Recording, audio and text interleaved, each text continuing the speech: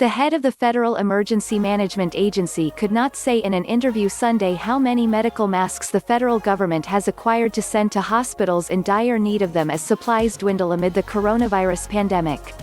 How many masks does federal government have right now, and when can they get to local hospitals? CNN's Jake Tapper asked FEMA Administrator Peter Gaynor on State of the Union. "When it comes to supplies, we have been shipping from the national stockpile for weeks," he replied. "We've been shipping, we shipped today, we're going to ship tomorrow." Asked again about a number, Gaynor, who said that it is a dynamic and fluid operation, told Tapper that he couldn't give a rough number and that his mission is operational coordination.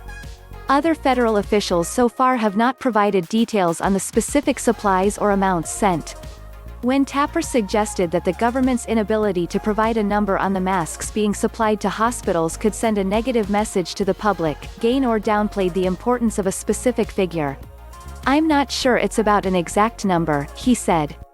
Top healthcare officials have said that the U.S. does not have enough stockpiled medical equipment like masks, gowns and gloves to fulfill the anticipated need of the nation's healthcare system as the number of cases surge across the U.S.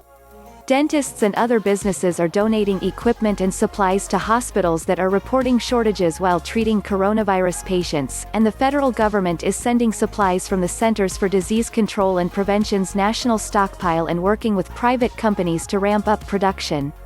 The Defense Department announced last week that it would free up 5 million masks in its own stockpile for hospitals to use. Meanwhile, people are reaching out to doctors and hospitals on their own, offering what they can.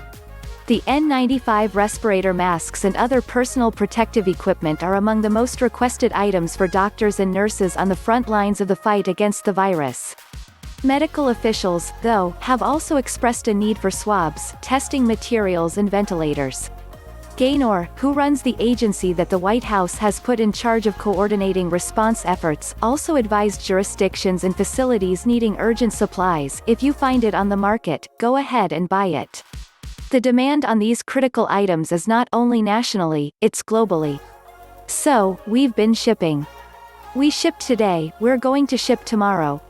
We're linking supplies, not only from the national stockpile, but from vendors and commercial donations," he said. "And it's just not about the federal government buying it. It's also about those hospitals and other facilities, governors that, if you find it on the market, go ahead and buy it. FEMA will reimburse you for it."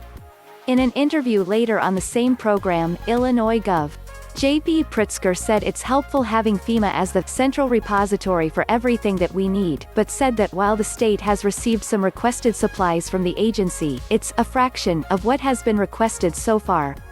Pritzker, a Democrat, also complained that states are competing against each other for key supplies and said there needs to be more federal coordination on these goods.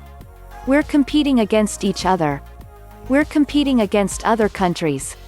You know, it's a wild west, I would say, out there," he said.